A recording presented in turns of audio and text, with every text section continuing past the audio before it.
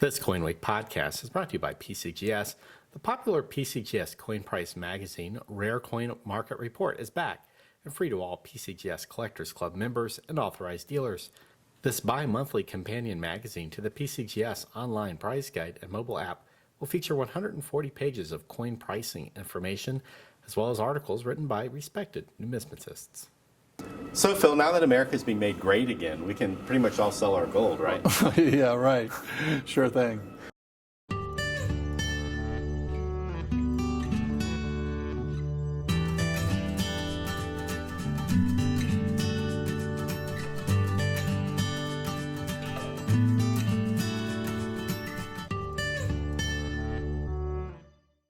So, I want to talk to you about precious metals. So after you left your job as the director of the United States Mint, you got into the precious metals area. You sort of have a philosophy behind why you're involved in metals, which is, maybe not the same as sort of the fever swamp dreams of some of the ways gold gets sold to people. So I want you to first kind of explain your philosophy so people watching this and listening to this can kind of understand where you're coming from, and then I'll ask you some more questions about it. Okay, good. Really where I start with this is that there's tremendous mythology that is developed around the gold market and the ownership of gold, and also an ideology around gold. And it's really hard for mainstream buyers who might think about buying gold to work their way through all that mythology and ideology. And as a result, there are a lot of people, the vast majority of people, who should at least be entertaining the idea of gold and understand its basic value proposition, who today are not because of all the controversy and mythology around gold. So before we get into what you think are your reasons and good reasons why people should be investing or thinking about gold, let's talk about some of the different types of dubious sales pitches that are in the marketplace for why people should buy gold. So the first one, I think, is based on a model of fear. Right, that's right. Yes. There is certainly a role for caution and in considering to buy gold. And I make the case that there's a role of pessimism in deciding whether or not you want to own gold and how much. And this gets to the basic value proposition that I see for gold, and it has been the value proposition for thousands of years for gold. And that is, it's a bad news investment. It's a hedge against bad news. I talk about it as being wealth insurance. You buy it like you do life insurance or auto insurance in case things go wrong. And one of the differences between gold and other more traditional forms of insurance is that at the end of, a year, you don't expect your auto insurance to be worth anything. You don't ask, how much is my auto insurance worth? Or you don't say, man, I wasted a year's worth of premiums because I didn't have an accident. Right. And gold is different in that it retains at least a portion of its value, and it also provides this insurance. And the record is absolutely clear in the vast majority of cases in which there is major economic dislocation, major recessions, when there are shocks in the financial system, when war breaks out. Gold rallies when other investment classes decline. And if you have gold as part of your portfolio, then you offset those losses to a degree. And that's where I say pessimism, and maybe even to the point of fear, has an appropriate role in deciding whether to own gold and how much to own. The more pessimistic you are about the state of the world, it makes sense to own more gold. So looking at it through a historical lens, even when gold was circulating money, gold as circulating money tended to be inconvenient. in part for the people carrying the gold, but also in part for the banks. Right. So one of the things the banks would do is they would issue paper money that would be backed by deposit in Yes. gold, and people would spend this more or less freely. Whether or not they wanted to spend that is Yeah. another matter, but they did. Yes. What would happen is when they lost confidence in the economy or the bank, they would go to the bank and get all of their gold out. Yes. A run on the bank. That's right. So fear, even when gold was circulating money, still played a factor in people's desire to hold on to that. Right. The Civil War breaks out in Yep. 1861. Yes.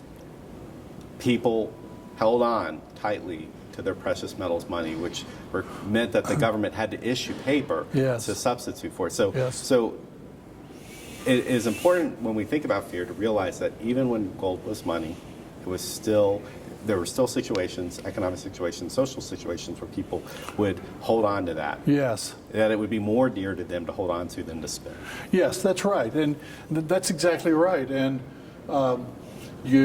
that's why there's an increase in demand as fear runs through markets, and more people want to acquire it, and more people want to hold on to it because of that very dynamic that you're talking about.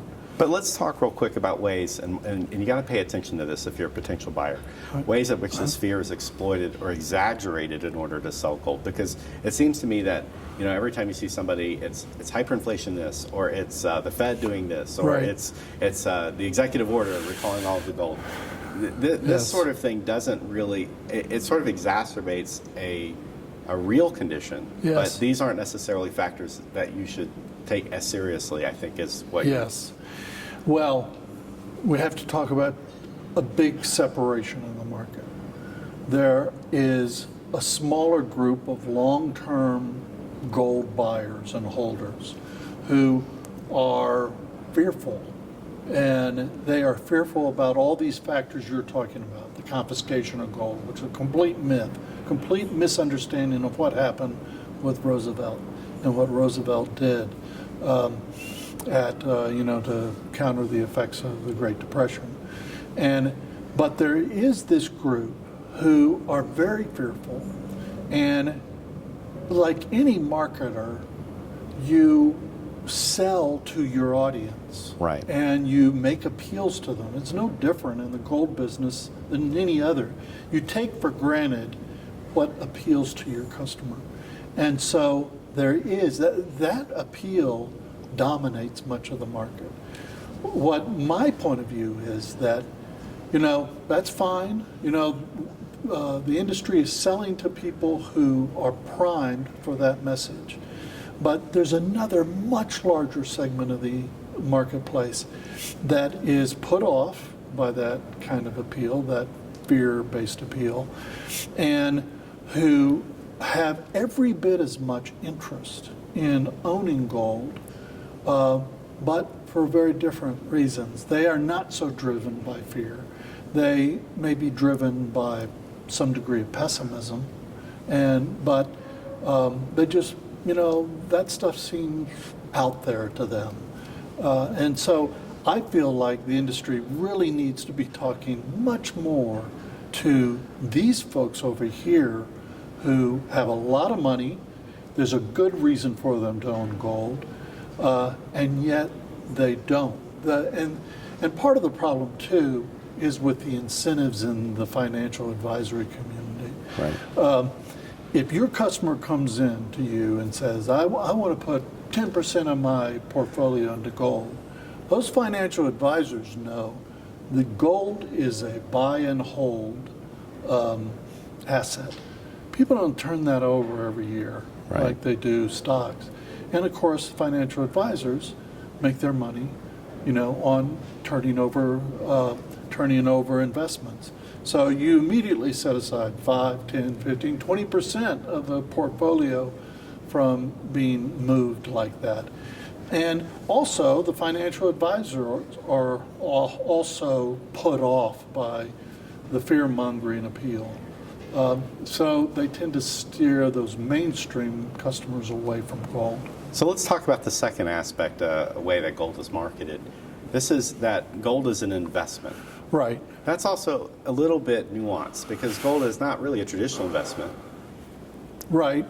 No, it's not a traditional investment, but I mean, it's sort of neither fish nor fowl, or maybe it is both fish and fowl. But it's an insurance policy in hard times. But you don't have very many insurance policies that can actually go up in value. And gold does that. Gold does that. Not only does it have a proven track record on moving up in value in hard times, but there are also good times when gold has gone up in value. And the 2000s, the gold market rallied from around 2000 to 2008 during mostly good times. And then it rallied even higher after the 2008 financial crisis. So in that respect, it's appropriate to think of gold as an investment. But the core value proposition of gold is not as an investment. It is as wealth insurance. I think what happened is the whole market got distorted and spoiled by that decade-long run in gold prices, so that people started thinking of gold as being another investment, just another investment class, and they forgot about what that basic value proposition was. And marketers got into the habit of selling gold on the basis of its appreciation potential, while there is an appreciation potential, and that's very important, that is not really the reason why most people should own gold.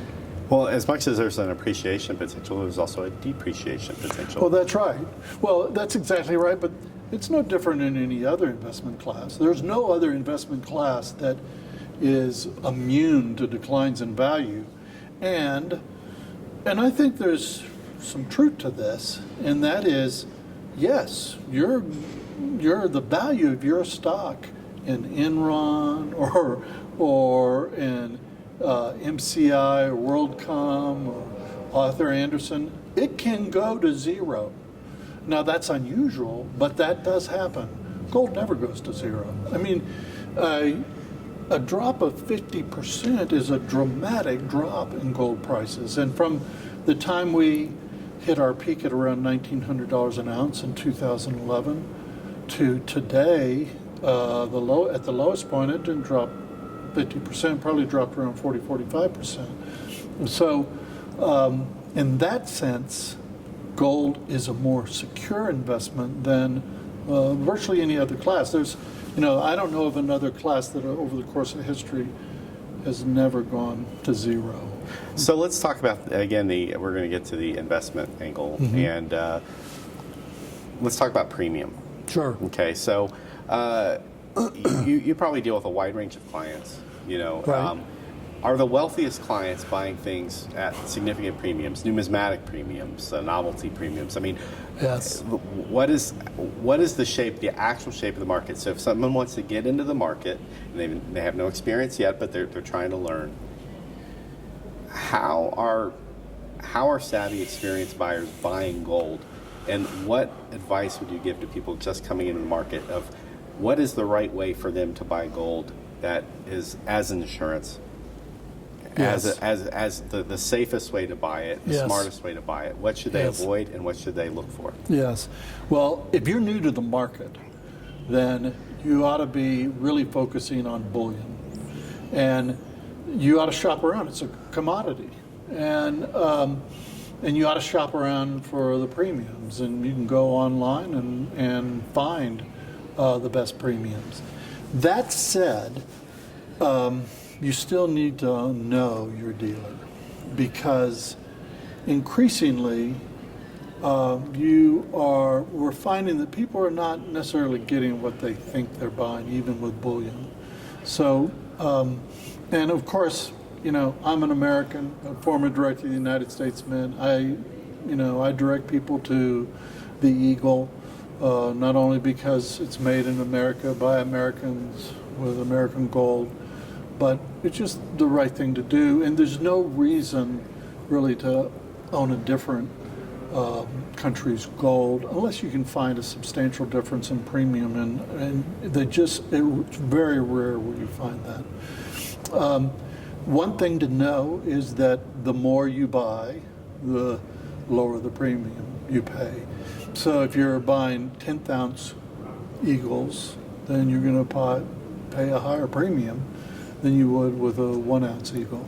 And the same goes with bars. The larger bars you buy, the less the premium. So if you are new to the market, you ought to be really looking, and especially if you're buying for wealth insurance, you got to look at bullion.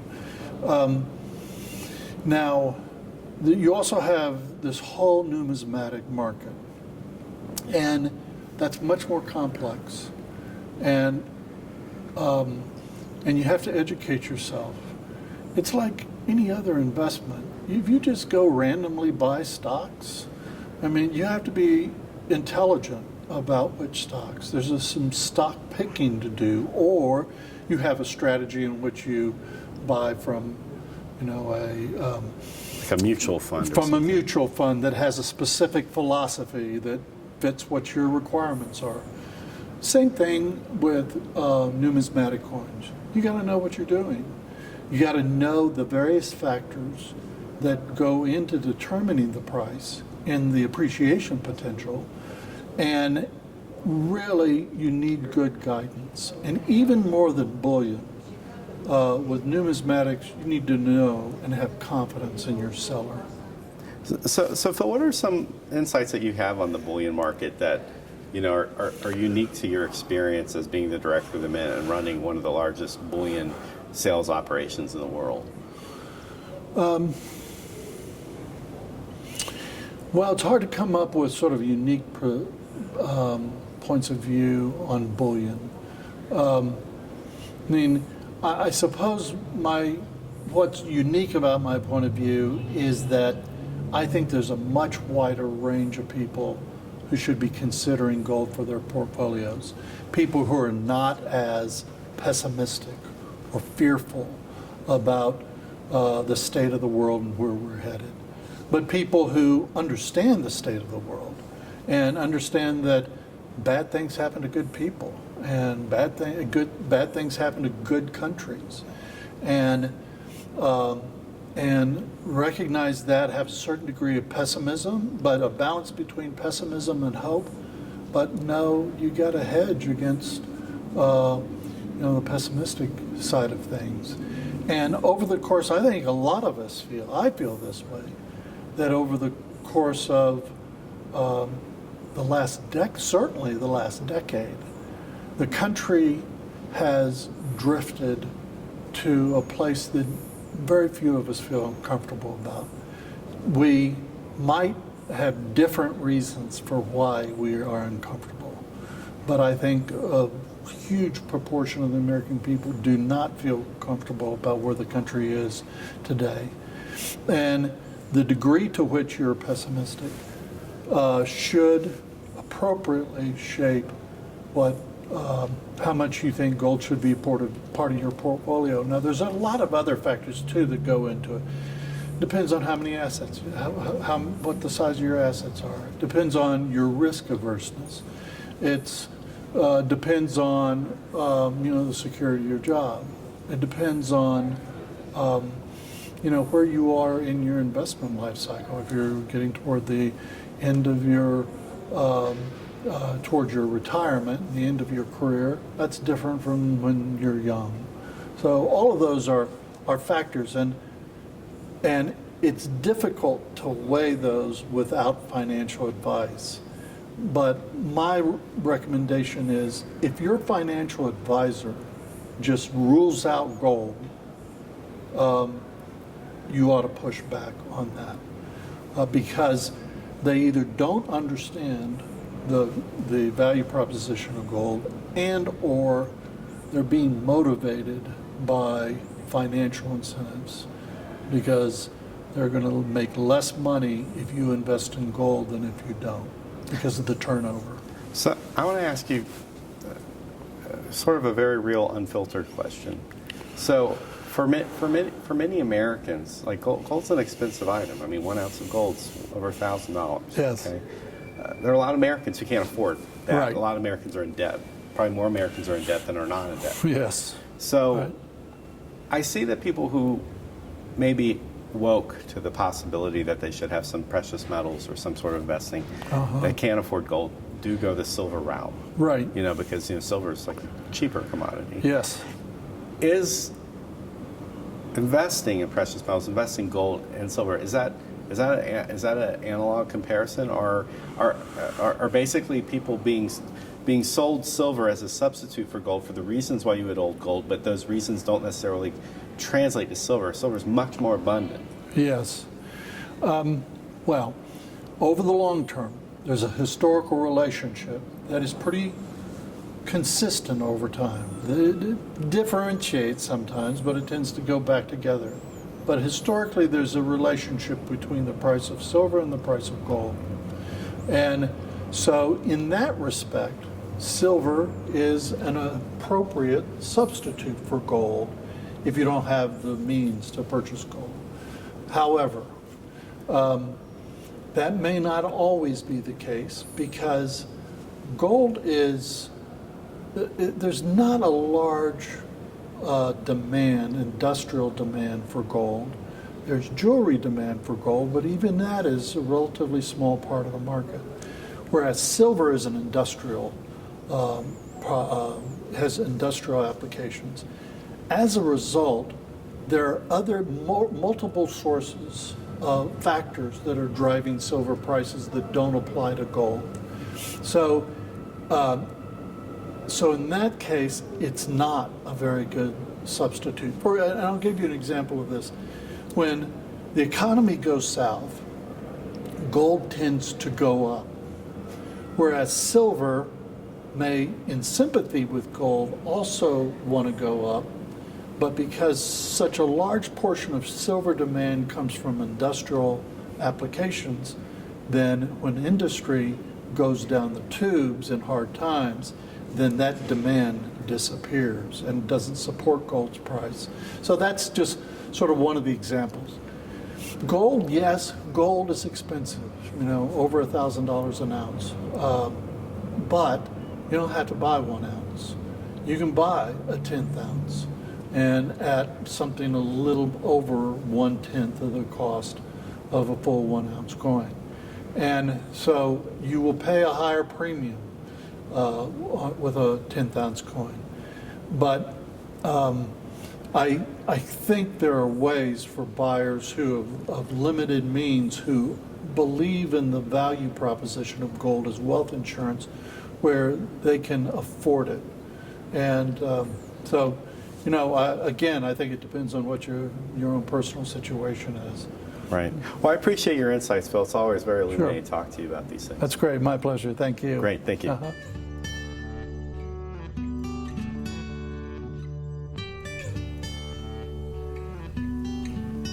If you enjoyed this podcast, please share it with your friends. And remember, you can download all 73 episodes of CoinWeek's award-winning podcast for free on the iTunes Store.